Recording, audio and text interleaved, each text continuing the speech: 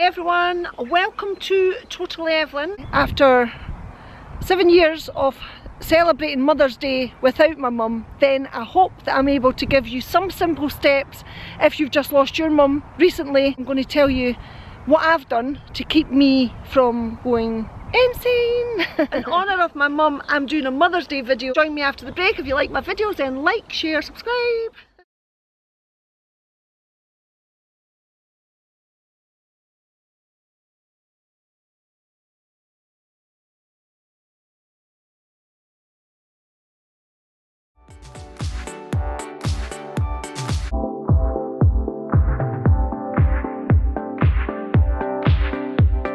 Welcome back to Totally Evelyn. You'll be wondering why I'm sitting up in the hills here. Happy Mother's Day to all you beautiful mothers out there. Anyone who's lost their mum like what I have and they're struggling, then today is all about just giving you some simple steps to deal with your loss on Mother's Day and share some memories, some really heartfelt memories as well. Sorry, I'm on a hill. I spend my Mother's Day the day before so that I can be 100% fit for my own girls. I often wonder how my mum managed to deal with Mother's Day at the loss of her own mum, because she never ever mentioned her mum when she was just enjoying Mother's Day, and that's very, very brave. Only till you lose your mum that you can understand the love and the protection that she had. So Mother's Day is about honouring the women who brought life to you, isn't it? Today, after 7 years of celebrating Mother's Day without my mum, then I hope that I'm able to give you some simple steps if you've just lost your mum recently. Then I'm going to tell you what I've done to keep me from going insane. Before I lost my mum, I used to actually think Mother's Day was a really cruel time to celebrate Mother's Day, because I used to go into card shops and think, why are they celebrating Mother's Day when it's so cruel if you've not got a mum? My best friend Lorraine's mum died before my mum, so I used to always feel so guilty about celebrating Mother's Day when knowing full well that she never had her mum on Mother's Day. So I used to always feel really bad. But now, because I've lost my own mum, and this is the second video that I've done. I did a video last year, so now I'm going to do a video every year actually, because it's a nice time for me to smile and reflect and celebrate and honour the women who brought life to me and to my brothers and sisters, who we shared all that love and loss with. Now, step one, I would definitely say you have to keep your mother's memory alive when she's gone. It's the best way to feel close to her. For me, I always say good morning and I always say good night, and I know that sounds like really weird, but maybe I am just weird. But I actually just always speak to her throughout the day, and if I've got a problem, then I always speak to her when I've got a problem as well. I feel that does help. It sounds really strange, but you know, I could be doing something, I could be making a decision, and I think, who can I speak to? When she was alive, the first person I would speak to would be my mum. So nothing's really changed, and what I put in my head was, my mum's not really left, she's just left for a short while. She'll be back, and we'll see her again. And you know, that was a simple way for me to put in my head and to be positive and keep that memory going. My grandchildren and my kids all still talk about my mum like she's here. So around the dinner table, when we're playing, when we're out, when we're in the shops, or when we pass her house, then we always speak about my mum. Granddaughter, she was only 3 when she died, and it's remarkable the amount of things that she remembers at 3-year-old. She still can tell you a story, and I sometimes wonder, is this just because she's heard this story of us talking in the car, or have I told her the story? Step number 2, go up the hills. You know, I always feel that if I lose myself in the clouds, then I'm almost able to feel my mum in some way. You know, I feel closer to her when I'm up the hills, and usually I tend to speak to her all the time. If I come up the hills, then I feel that I'm a bit closer to my mum. I don't know why, it sounds really strange, but the higher I go, then the closer I feel, which sounds odd. And then, you know, when I'm on a flight, then I really lose myself in the clouds when I'm on a flight, and especially if I'm going on holiday on my own, I just lose myself have a little drink and talk to my mum while I'm in the clouds. And that's nice, you know. I feel that I really am close to her there.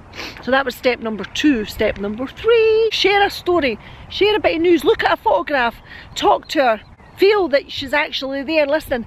Remember her laugh. I can never ever forget my mum's laugh. It was so infectious and contagious. People used to come to my mum's house all the time because they loved to hear her real laugh. You know, she had a really hearty laugh. Remember all these nice things that you had of your mum. Feel blessed always. Be thankful for what you've had in your life. People ask me, what's the richest thing I've ever had in my life? I've had a lot of really nice things in my life. I've been really lucky to experience a lot of rich things in my life through hard work, through the teachings of my mum. But you know, there's only one thing that I could actually look back at that was real, that made me feel the richest person in the whole wide world. And that was when I was 8-year-old, Christmas play. It was Mary and Joseph, and I think I was one of the shepherds or something. I look like a shepherd today. I do. That's so funny. Yeah, so I think I was a shepherd or something. My family was going through a really rough time at the time. You know, I looked over at the door, the classroom door, and in between the 8 panes on the door, I remember seeing my mum's big smile, warm face, really looked like it had glowed in the little pane of the glass. And I remember thinking, I felt so safe. I felt, oh my goodness, my mum's here to protect me. So she picked me up and she took me away from an abusive father. Lived away for a while in my nana's house, and I'll never forget that feeling of feeling so rich and safe.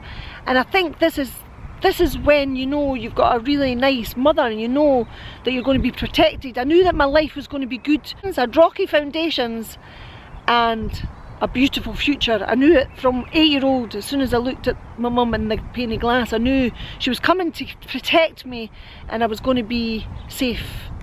And that was the richest feeling for me in my whole life.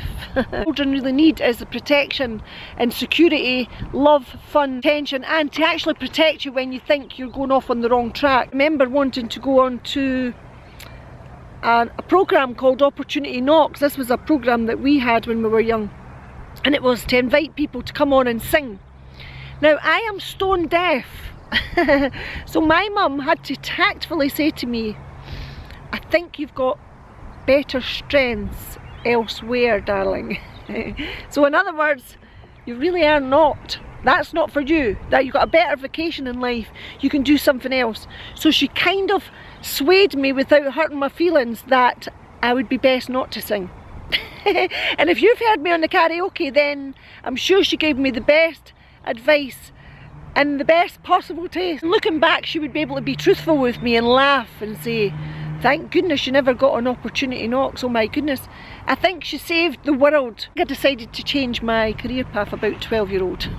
Eventually listened. We don't always listen to our mums, do we? On Mother's Day especially, I would invite you to listen to your mum, because I would tell you right now that mums always know best.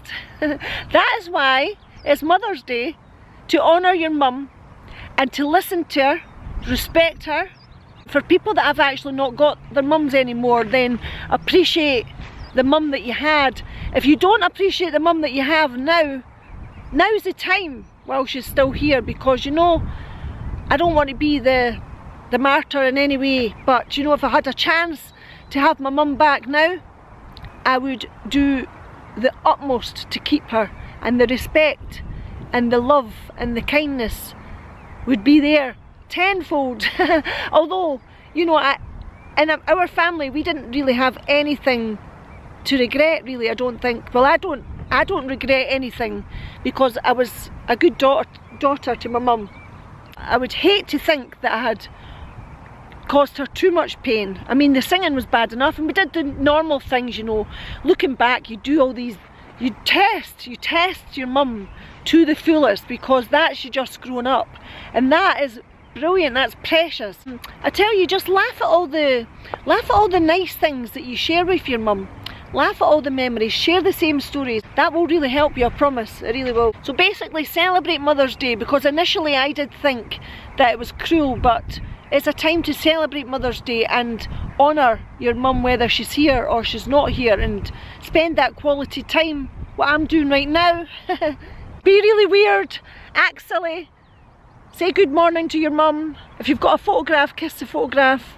Say good night to your mum. If you've got a problem, then talk to your mum. I always decided to tell myself that my mum had just went away for a little while, and you could pretend that she's in Australia, America, she's somewhere and you're going to see her again. So don't make it final. Tell yourself you're going to see your mum again. Tell yourself all the time, remember this, what would my mum do? Write it down. If you're really toiling, then think about what she would do and it'll make you laugh. Talk to your mum in the sky like what I'm doing. Come up to the top of a hill and sit here and feel that you can touch the clouds, or else when you're on a flight, touch the clouds, feel that you're actually there beside her. Have a drink if you want, then spirit to spirit. I can tell you something, that day when my mum picked me up from school and I looked through the panes of glass and I seen her face smiling, I remember feeling 10 foot tall. Honestly, I remember feeling the whole weight and the whole burden had just lifted from me. That's what a mother does. She makes you feel safe. She tells you everything is just going to be fine. Everything's going to be fine. And it's that you miss when your mother's gone. Everybody needs to know everything is going to be alright. That's what we miss. All the values and all the teachings that your mum brings to you, you can pass down to your own family. Because I've had my own Mother's Day wishes now, then I can just chill out and relax and really enjoy Mother's Day. So I hope that was a good video, guys. I hope you enjoyed and you got something from that. If you did enjoy the video, then please subscribe, like, share. If you are really going through a tough time, pop the comments in and I'll try my best to help. I can only talk through experience of what happened with me, and from all my teachings from my mum. When my mum lost her son before she died, then that gave me the strength and the inspiration to be strong enough to be able to cope with losing her as well. I always think that if my mum could lose her son 20 odd years before she died, then and still have a brave face, I always think that that was some woman, you know. It was some woman. So guys, I will go now, and I want you to take care, look after yourself, be kind, be fair, enjoy Mother's Day, let your children wash the dishes, let your children take you out, put your feet up, rest and enjoy, watch a good film. That's what I used to do with my mum, and just really enjoy Mother's Day. And if you enjoyed this video, then please look at the Mother's Day video I did last year. It was slightly different. I'm going to do a Mother's Day video every year, because that's my way of saying happy Mother's Day to such a wonderful woman and through the clouds. Bye, take care, thank you, bye.